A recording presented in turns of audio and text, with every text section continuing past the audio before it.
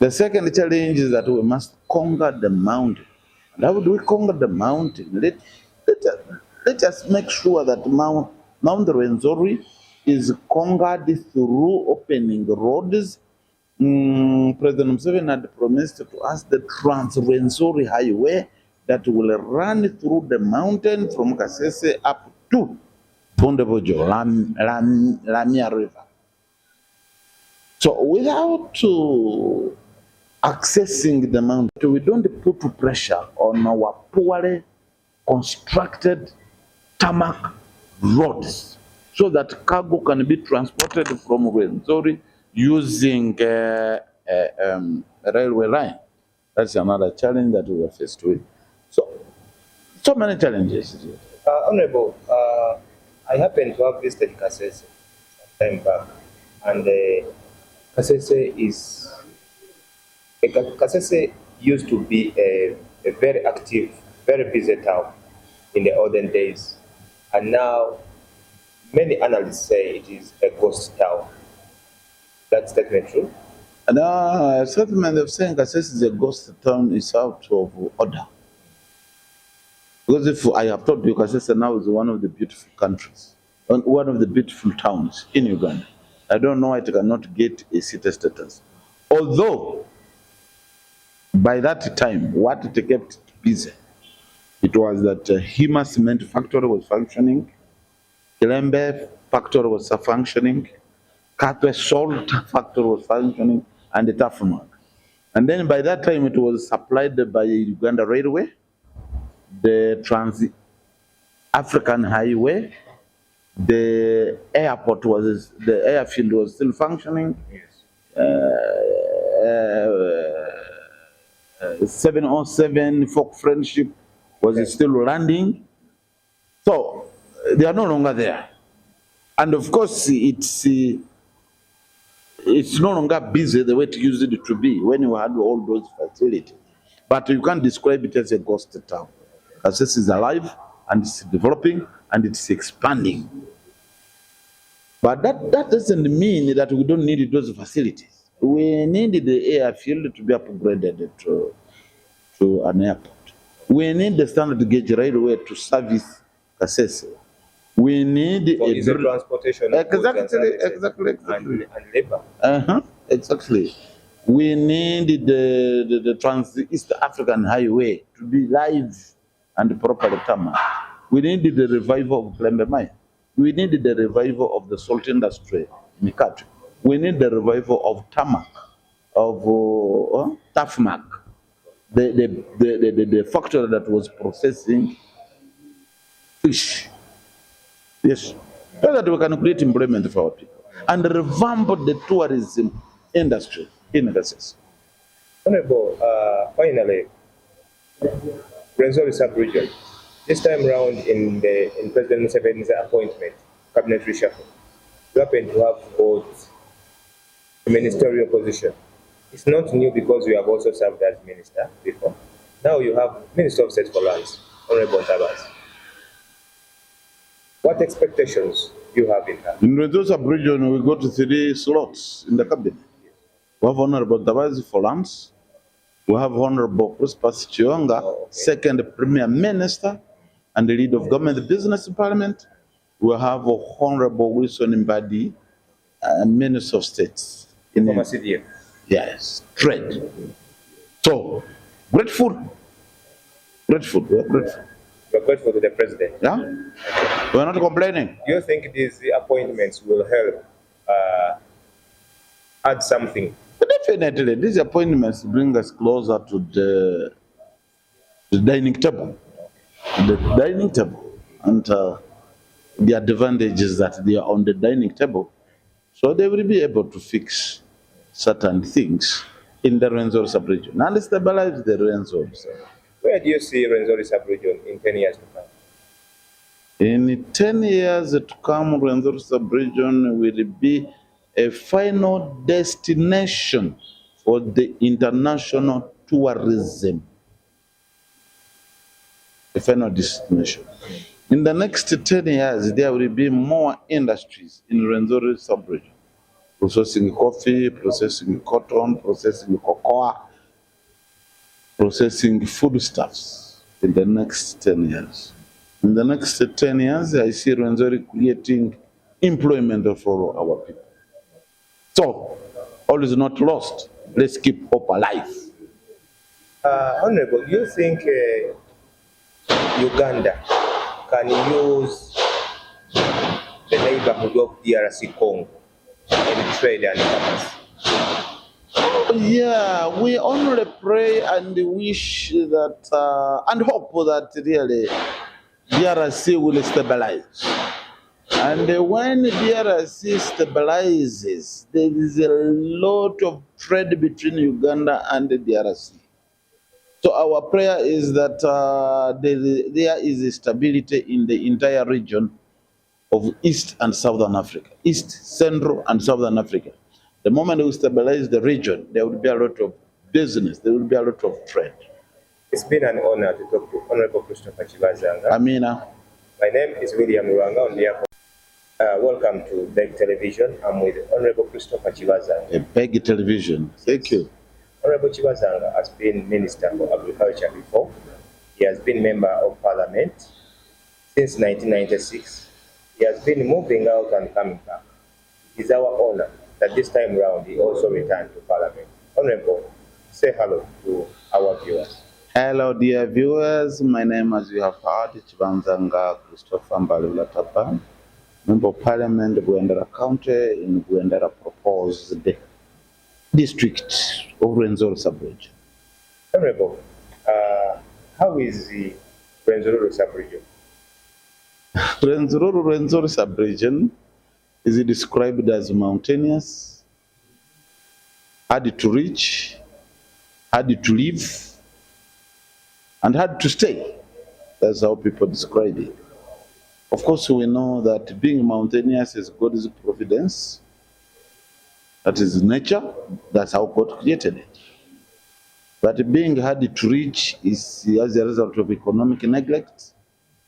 Hard to live and hard to stay is the socio-economic exclusion. Which if we work together as a country, if we work together as a region, we could resolve. Rwenzori mountain is not it's not the highest mountain in the world that cannot be conquered by economics. I mean by roads, electricity, railway, skips, chairlifts. So you can reach Rwenzori. Rwenzori sub-region is one of the unique places in Uganda where there is mountain Rwenzori. And I believe you attract a lot of tourists. And so? Yeah, Rwenzori sub-region itself is a tourist site. I am happy that on 27th September, we are celebrating the International Tourism Day. And I think next week we shall have a marathon, the Rwenzori Marathon, in a recognition of the unique nature of the Rwenzori Mountain. Rwenzori Mountain is highly endured in as far as touristic sceneries are concerned. If you are not in Queen Elizabeth National Park, you are in Rwenzori National Park. If you are not in Rwenzori National Park, you are in Chivale National Park. If you are not in Chivale National Park, you are in Semliki National Park, Matonga Forest, and the hottest spring in the world, which is 110 degrees Celsius. It's in Rwenzori, specifically Bughendera and Bughendera. And a very violent female hot spring is found in Rwenzori.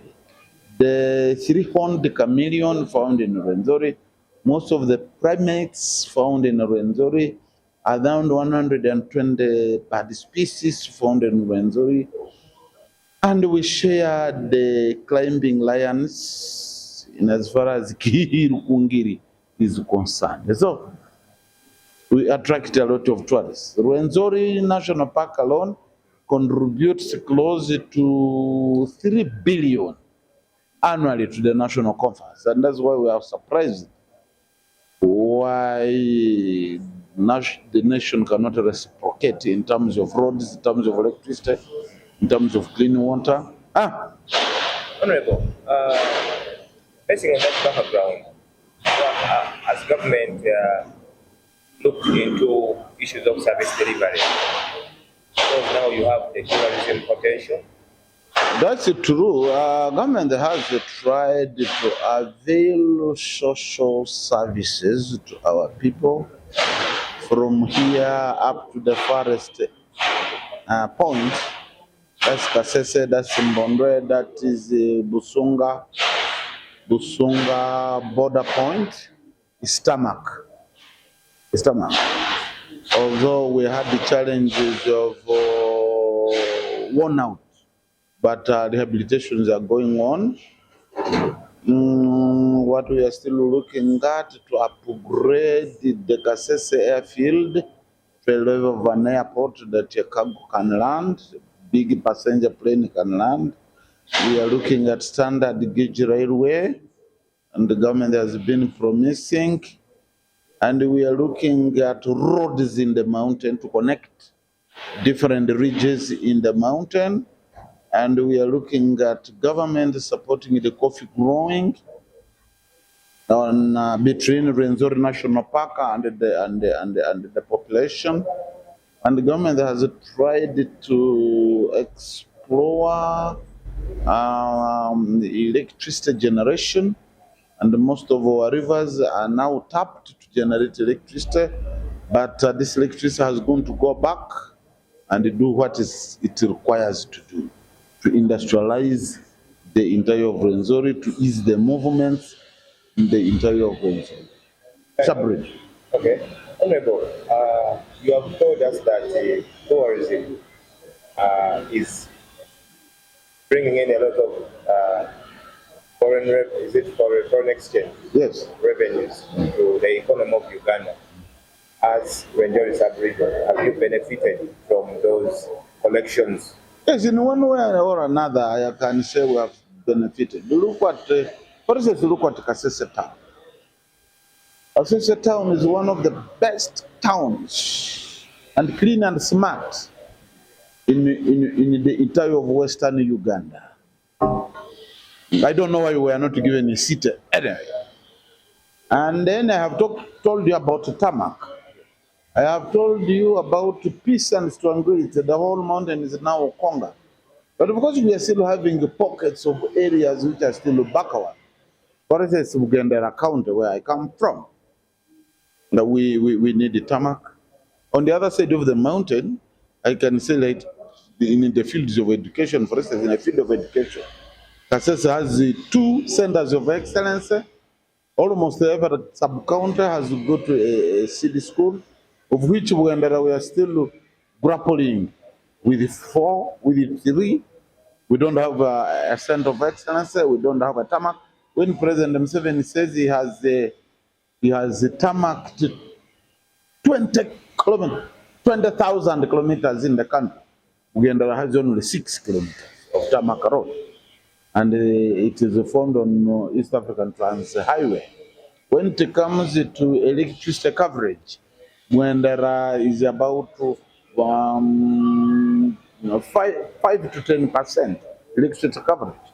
When it comes to clean water, Bughendera is about 5% coverage of clean water. And yet we are in Rwenzori, which is also described as the water tower of the world.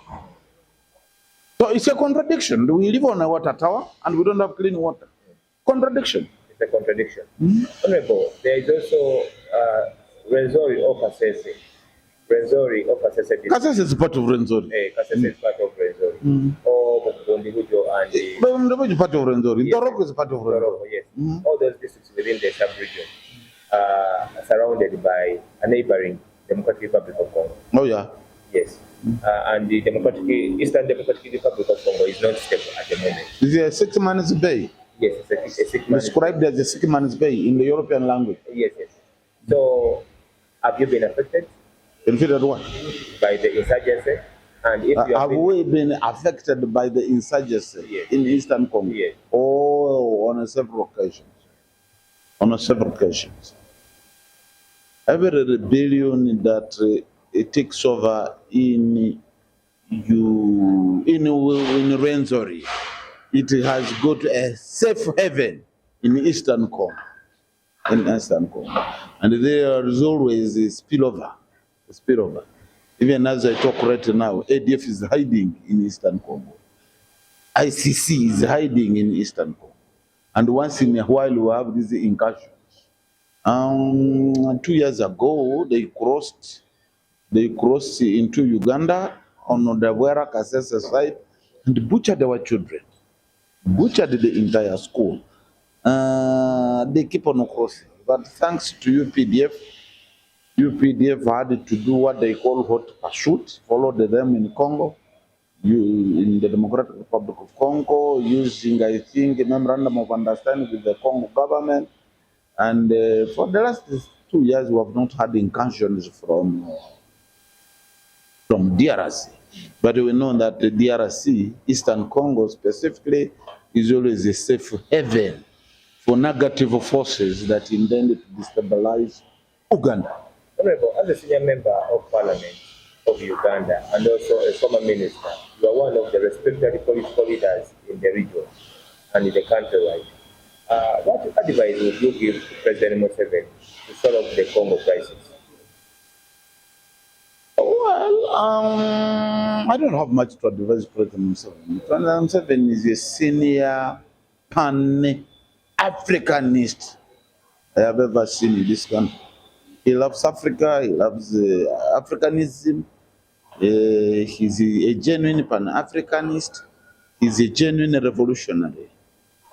In the first place, I think he helped in negotiating with the original East African community countries to include the Congo, DRC, to become a member of East African community, although it belongs originally to SADC. So Congo right now is a member of the East African community. And being a member of the East African community, which means it is being assisted by member states of East Africa to try to help Congo to resolve some of its challenges. President Museveni initiated to extend the development to Eastern Congo by opening up a road up to Beni, Butembo, Owita, and then extending electricity. So I think it's being let down by the sluggish nature of the Congo government, I'm sorry to say so. Otherwise, there is nothing much I can advise President Museveni. Currently, is at the top of the game to make sure that the region is peaceful. If you can give the region electricity, if you can give the region a good road, and here standard gauge railway, he has proposed to extend it to Eastern Congo. Since Congo is a member of the East African community, so there's nothing much to advise President Museveni. And using the memorandum of understanding, our forces in Congo, to make sure that they stabilize the region, specifically the eastern region of Congo. So he has done what's humanly possible to make sure that Congo stabilizes. But I don't think that Congo is willing. It doesn't have the capacity. Okay. Honorable, you are a prince. You are a member of the royal family. You say so, yes? You are a member of the royal family of the Rwenzururu. Of Rwenzururu. Yes. Yeah. Are there some other issues that are not yet sorted with the Obusinga? That those issues need to be sorted between Obusinga and government. That's very true. That unfortunate incident, 9 years ago, there was an incursion between the royalists of Rwenzururu and the government of Uganda, specifically UPDF. There was a misunderstanding that resulted into a catastrophe, and then the palace was destroyed. And President Museveni made a pledge that he will make good. First of all, pardoned the younger people, including the king. After that, he said, okay, we are going to build your palace. And up to now, The palace is not yet constructed, although I am aware that the government has procured the land equivalent to 5 acres so that they can build a palace, which is not yet built. That's all. Otherwise, President Museveni and NRM, they have done everything humanly possible to make sure that the kingdom takes form and support it. Honorable, even though you are independent this time, but NRM leaning, you are seen as a big broker in between the government and the Obusinga Rwenzururu. Is that so? I've been trying my level best to make sure that there is a smooth understanding, that there is an understanding between our people and the central government. And I've tried this since 1998 up to date. But it has not been easy. It has not been easy. But so far, so good. I think there is some form of a smooth relationship between Obusinga Rwenzururu and the central government. And I would love to work at 24/7 to make sure that really we concretize this kind of relationship, this kind of, to make sure that there is always harmony between the kingdom and the central government, to make sure that each entity is aware of its limits and accesses. Honorable Kibanzanga, we cannot end our interview without highlighting some of the challenges affecting the Rwenzori sub-region to the country and to government at large.